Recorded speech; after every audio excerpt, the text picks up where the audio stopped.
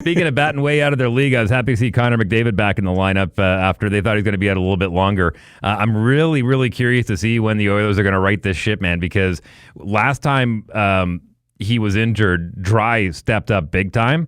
He didn't quite make the same impact when McDavid was gone this time around, so I think the Oilers are very happy to have him back in the lineup, but I'm really curious to see how long it's going to take them to right this ship.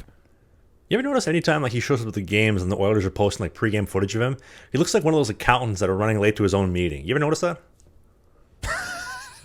He looks like an accountant. He styles himself like an accountant. He's got the Vans, maybe not a super flashy suit. Well, who is the best dressed player in the league, in your opinion? Oof. Probably Matthews. Matthews crushes it. Austin Matthews is a good. PK Subban was up there when he was playing. I think Nick Ehlers has got a pretty good kit when he shows up to the rink. Scheifele's always looking pretty sharp too. Connor. Those guys look pretty good when they come to the rink. I saw a TikTok video the other day that was talking about Connor McDavid and the struggles that he's facing. I know there's some injury issues the last couple of years, but man, can you imagine being that guy? You wake up, the warranty on your heated driveway expires, your day's ruined. Could you imagine how great that would be? Or your chick, like Lauren Kyle, man, she hit a grand slam when she met Connor McDavid. She's got the $20 million home, whatever they have on the beautiful area in Edmonton. Imagine that she wakes up one day, she's like, you know what? I'm going to make some TikTok videos today. I might start a juice company tomorrow.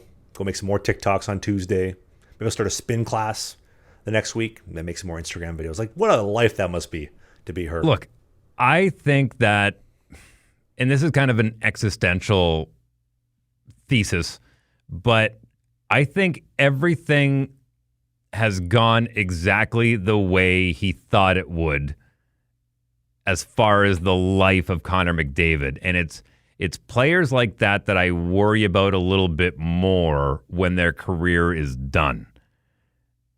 Curious to see what Connor McDavid does. I mean, he'll never have to worry about money again for the rest of his life, but is he going to be able to fill his days and be as fulfilled as he is right now by playing hockey day in and day out? Everything else is taken care of for him, down to the heated driveway. Everything. He knows what his routine is. He wakes up, he has the protein shake, he goes and works out, he does all the things.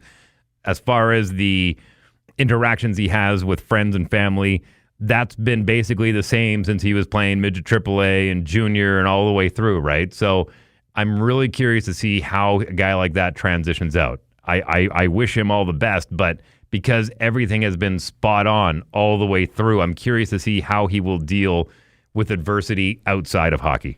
Do you think he has a hard time making friends? I think when you're at a level of fame like that, you kind of side-eye everybody who you meet, kind of wondering, do they want to meet Connor McDavid or do they want to meet me?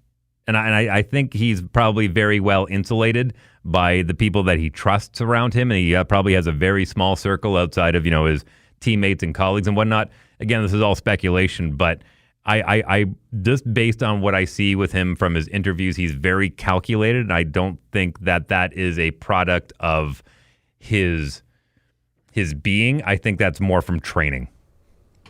Well, the reason I asked that is I've documented on the show many times, but Muzz, Matt Murray is one of my very good friends, and I noticed from talking to him, we've had a lot of great conversations, but there's another guy where he's had a lot of success, he's won some mugs, he's made a lot of good money, but that's a guy that's going to have a hard time making friends just based off the fact of, like you mentioned, do they want to know Matt Murray or they want to know me? Everybody wants money, everybody wants something, but do they actually want to get to know you? So for myself personally, and again, I'm nowhere near in that ballpark, and I'm sure you can relate to this as well, Dave, but just with our show and some of the success that I've had on YouTube and in hockey, it's difficult for me to try to make friends because first off, I'm not a people person. I think a lot of people are stupid, but also the fact of do you want to know me or do you want to know the podcast YouTube guy? So I could, as I'm processing it, as I'm thinking about it, although the heated driveway warranty would be a pain in the ass, I'm sure that making friends and having a tight inner circle of genuine people that are there for you would be very difficult as well for a guy like that, especially for Connor McDavid. Hey, if you enjoyed this video, hit the subscribe button. We do a new podcast every single Sunday during the season called Sling the Biscuit. It is a non-mainstream hockey podcast, so we talk about my hockey career, the minor pros, Spain, the Fed, you name it, all the stuff that you won't hear in the mainstream news. Music, pop culture, politics, a little bit. Thanks for watching this video, and we'll see you soon.